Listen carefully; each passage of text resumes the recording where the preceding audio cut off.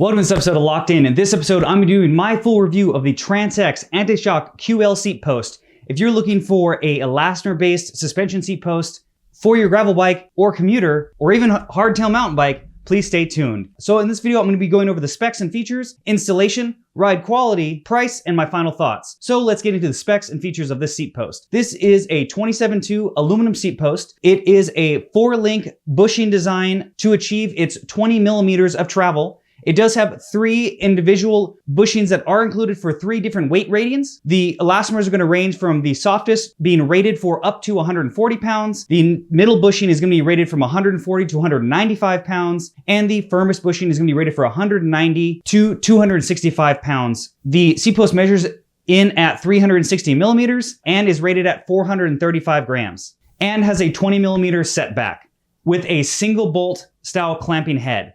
So now let's get on to installation. Installing this is honestly super easy with your saddle going onto the seat because of the single bolt style head on it. I do always recommend with these style of seat posts, especially on a gravel bike or a mountain bike, to add some carbon grease on the interior cups to add in some grit and resistance so you don't have the potential of this slipping. I've never had that on the seat post for all the miles I put on this review. So as far as swapping out your bushings, it's as simple as removing the 2 millimeter Allen bolt that's in the front of the seat post. You then unhook the linkage after you pop out the rod at the bottom and then simply swap in to whatever bushing you need for your recommended weight.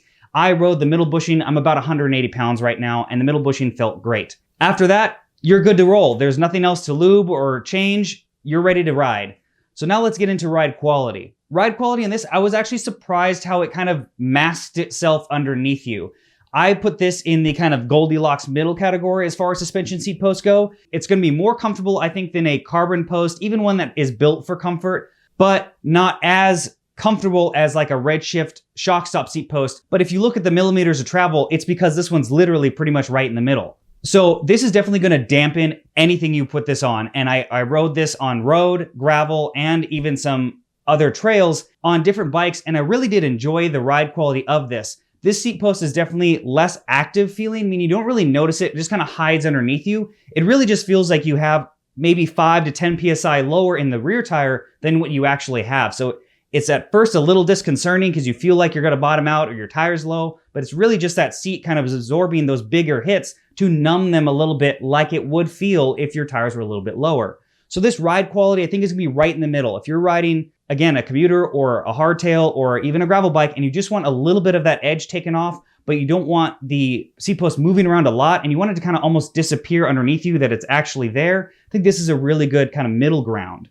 Now let's get into price. Price for this seat post is right at $99. I will be providing a link directly to their site specifically, as well as an Amazon link if it's currently active. So now let's get into my final thoughts. As I kind of mentioned in the ride quality video, I think this is that great middle ground suspension seat post. So I really think it's a no-brainer for your gravel or commuters because it really does kind of numb out a lot of those bigger bumps.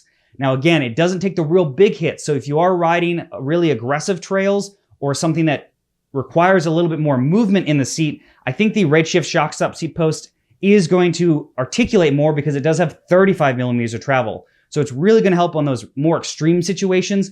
But this is that kind of set it and forget it, always kind of is there. Doesn't add a ton of weight over a carbon seat post. It is more comfortable, but isn't as heavy as the Redshift option. So again, it really is going to depend on the trails that you're riding. I think any hero gravel, even mild, off-roading, this is going to be great, especially on roads. I've been riding this when I've been logging some miles for a big, epic 600-mile bike ride I've been planning to do relatively soon. So this is really going to accompany that just so that you're not saddle sore. So if you're an endurance road rider even, I think this is a great fit. As far as hardtail or mountain bikes going, I think this would be definitely an upgrade over a regular seat post, but because it only is offered in the 360 millimeter, it may not be long enough for certain bike frames where I would rather go with something a little bit more active for a more off-road oriented bike like a mountain bike. But I think this is a great option, especially for the price point. If you want to add some suspension, but you're not wanting to have to deal with adjusting it a ton or adding a bunch of complexity or weight to your bike.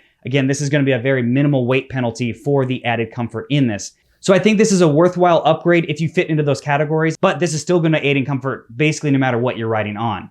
So I hope you like this video. Please make sure to add your comments in the comments below if you have any questions about this seat post. I've had no issues with it since I've been putting all the miles that I have on it, and am aiming to continually use it on multiple different styles of rides. Lastly, if you haven't subscribed to this channel already, please do. It really does help out. And turn notifications on so you can see all the cycling content I put out on this channel. And you can follow me on Facebook and Instagram, as well as support Locked In via my Spreadshirt or my Pateron, where I do offer one-on-one Zoom consultations for my top 2 tier levels every single month. And that's it. So thanks for watching this episode of Locked In.